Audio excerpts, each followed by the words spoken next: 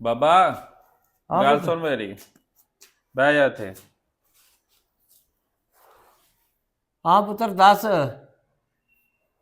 ਬਾਬਾ ਮੇਰੇ ਆਉਣਾ ਸਹੁਰਿਆਂ ਨੇ ਅੱਛਾ। ਤੇ ਉਹ ਆਂਦੇ ਹਨ ਜੇ ਤੇਰੇ ਬੁੱਢੇ ਘਰ ਹੋਣਾ ਨਾ ਤੇ ਅਸਾਂ ਨਹੀਂ ਆਉਣਾ। ਠੀਕ ਏ। ਉਹ ਕਿਉਂ? ਪਰ ਤੂੰ ਹਾਲਤ ਨਹੀਂ ਵੇਂਦਾ ਆਪਣੀ। ਗੰਦੇ ਤੇਰੇ ਕੱਪੜੇ ਹੁੰਦੇ ਨੇ, ਜੁੱਤੀ ਵੇਖ ਕੇ ਉਹ ਆਂਦੇ ਨੇ ਬੋ ਆਉਂਦੀ ਉਹਦੇ ਕੋਲੋਂ। ਤੇ ਤੂੰ ਇੰਜ ਕਰ, ਤੂੰ ਨਾ ਉੱਥੇ ਕੰਮ ਤੇ ਹੀ ਜੁਮੇਰਾਤ ਤੱਕ ਰਹਿ ਪਵੇਂ। ਜੁਮੇਰਾਤ ਨੂੰ ਆ ਜੀ ਘਰ। ਠੀਕ ਏ। ਨਹੀਂ ਤਾਂ ਉੱਥੇ ਮਿਸਤਰੀ ਦਾ ਜਿਹੜਾ ਤੇਰੇ ਨਾਲ ਨਹੀਂ ਹੁੰਦਾ, ਆਹੋ ਉਹਦੇ ਨਾਲ ਟੁਰ ਜੀ ਕਰੀ ਘਰ, ਉਹਨਾਂ ਘਰੋਂ ਰੋਟੀ ਖਾ ਲਈ ਕਰੀ। ਪੁੱਤਰ ਮੇਰਾ ਘਰ ਹੈ, ਮੈਂ ਉਹਦੇ ਘਰ ਕਿਉਂ ਜਾ? ਮੈਂ ਫਿਰ ਹੁਣ ਕੀ ਕਰਾਂ? ਮੈਂ ਹੁਣ ਸਹੁਰਿਆਂ ਨੂੰ ਨਾਰਾਜ਼ ਕਰ ਲਾਂ, ਫਿਰ ਬੀਬੀ ਵੀ ਨਾਰਾਜ਼ ਹੁੰਦੀ ਹੈ ਜੀ ਮੇਰੀ। ਮੇਰਾ ਪੁੱਤਰ ਤੂੰ ਹੈ, ਮੈਂ ਆਪਣੇ ਘਰ ਆਉਣਾ ਪੁੱਤਰ, ਮੈਂ ਉਹਨਾਂ ਨਾਲ ਨਹੀਂ ਜਾਣਾ। ਨਹੀਂ ਨਹੀਂ, ਘਰ ਘੂਰ ਨਾ ਆਵੀਂ ਤੂੰ ਉਹਦੇ ਨਾਲ, ਉਹਦੇ ਟੁਰ ਜੀ ਉੱਥੇ ਕੰਮ ਤੇ ਸੌਂ ਲਈ ਕਰੀ। ਉਹ ਮਿਸਤਰੀ ਨਾਲ ਕਿਤੇ ਰੋਟੀ ਲਿਆ ਦੇ ਘਰੇ ਦਾ। ਮਿਸਤਰੀ ਨੂੰ ਆਖਾਂ ਰੋਟੀ ਲਿਆ ਦੇ ਕਰੇਗਾ ਤੇ ਪੁੱਤਰ ਮੈਂ ਘਰ ਨਹੀਂ ਆਉਣਾ ਫਿਰ। ਤੇ ਘਰ ਜੁਮੇ ਰਾਤੀ ਆ ਜੀ ਨਾ, ਜੁਮੇ ਵਾਲੇ ਦਿਨ ਉਹ ਟੁਰ ਜਾਂਦੇ। ਉਹ ਅਲਰਜੀ ਕਰਦੇ ਨੇ, ਖਾਂਦੇ ਨੇ ਤੇਰੇ ਤੋਂ। ਆਂਦੇ ਤੂੰ ਗੰਦਾ ਬੜਾ ਰਹਿਣਾ ਵੇ। ਉਹ ਮਿਸਤਰੀ ਕੀ ਆਖਣ ਦੇ ਬਈ ਮੁੰਡੇ ਨੇ ਸਹੁਰਿਆਂ ਦੇ ਪਿੱਛੇ ਲਾ ਕੇ ਤੈਨੂੰ ਪਿਓ ਨੂੰ ਘਰੋਂ ਕੱਢ ਛੱਡਿਆ? ਕੋਈ ਗੱਲ ਨਹੀਂ, ਆਖਾਂ ਦੇ ਲੋਕੀ ਆਂਦੇ ਹੀ ਰਹਿੰਦੇ ਨੇ।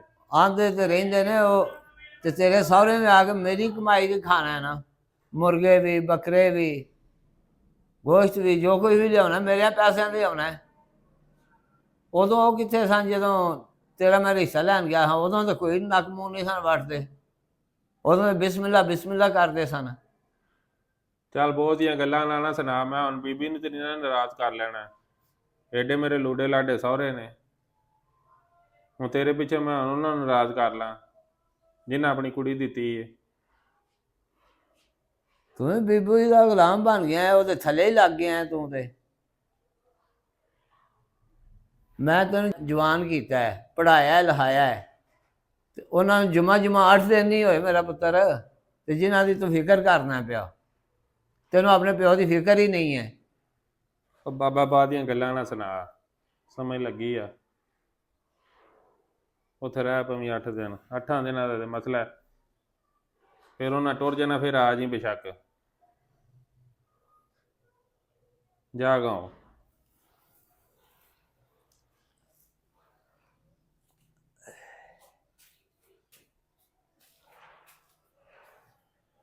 ਇਹ ਕਿਵੇਂ ਦਾ ਵਕਤ ਆ ਗਿਆ ਹੈ? ਪੁੱਤਰ ਜਿਹੜਾ ਸਹੁਰਿਆਂ ਦੇ ਪਿੱਛੇ ਲੱਗ ਕੇ ਪਿਓ ਨੂੰ ਘਰੋਂ ਪਿਆ ਕੱਢਦਾ ਹੈ। ਮੇਰੇ ਸਹੁਰਿਆਂ ਆਉਣਾ, ਦੱਸੋ ਆਹ ਹਾਲਾਤ ਹੋ ਗਏ ਨੇ। ਬਾਬਾ ਜੀ ਹਾਂਜੀ ਸੁਣਾਓ ਹਾਂ, ਤਬੀਅਤ ਦਾ ਕੀ ਹਾਲ ਜੇ? ਪੁੱਤਰ ਤਬੀਅਤ ਅੱਗੇ ਨਾਲ ਠੀਕ ਹੈ। ਕੋਈ ਦਵਾਈ ਸ਼ਵਾਈ ਲੈਣੀ ਹੋਵੇ ਤਾਂ ਦੱਸਿਆ ਜੇ।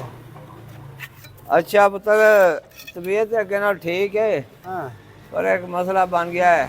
ਕੀ ਬਾਬਾ ਜੀ? ਉਹ ਯਾਰ ਮੁੰਡੇ ਦੇ ਸਹੁਰਿਆਂ ਆਉਣਾ ਸੀ, ਅੱਛਾ ਠੀਕ ਹੈ, ਅੱਛਾ ਤੇ ਉਹ ਆਂਦਾ ਹੈ ਹਾਂ ਬਾਬਾ ਹੁਣ ਤੂੰ ਘਰ ਨਾ ਆਵਿਆ ਕਰ, ਜੁਮੇਰਾਤੀ ਘਰ ਆਵਿਆ ਕਰ, ਹਾਂ ਉੱਥੇ ਕੰਮ ਤੇ ਸੌਂ ਰਵਿਆ ਕਰ।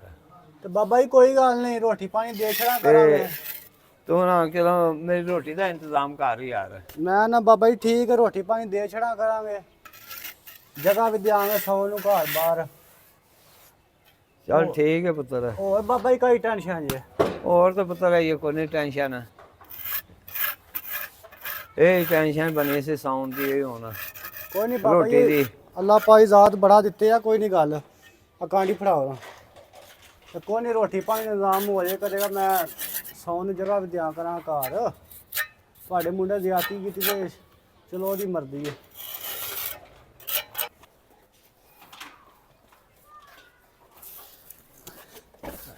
ਬਾਬਾ ਜੀ ਕਿੱਡਾ ਤੁਹਾਡਾ ਮੁੰਡਾ ਬਾਬਤ ਹੈ? ਕੋਈ ਨਹੀਂ ਗੱਲ, ਸਾਡਾ ਵੀ ਪਿਓ ਕੋਈ ਨਹੀਂ ਆ, ਤੇ ਕੋਈ ਨਹੀਂ ਕਦਰ ਹੋਵੇਗੀ ਉਹਨੂੰ। ਪੁੱਤਰ ਕੋਈ ਗੱਲ ਨਹੀਂ, ਉਹਦਾ ਵੀ ਇੱਕ ਮੁੰਡਾ ਹੈ ਬੇ ਪੁੱਤਰ, ਹੈ ਸੋ ਇੱਕ, ਪਰ ਕਿ ਉਹਦੇ ਤੇ ਵਕਤ ਆ ਨਹੀਂ ਜਾਣਾ। ਚਲੋ ਜਾਂ ਜੋ ਮੇਰੇ ਨਾਲ ਕਰਦੇ ਪਰ ਕਿ ਉਹਦੇ ਨਾਲ ਵਿੰਜੀ ਹੋਵੇ ਦੀ, ਕੱਲ ਨੂੰ ਇਸ ਵਕਤ ਨੂੰ ਰੋਵੇ ਦਾ ਸਹੀ ਹੈ ਮੈਂ ਬਾਬਾ ਕੀ ਜੀ। ਕਰ ਬੈਠਾ ਵਾਂ। ਸਹੀ ਹੈ।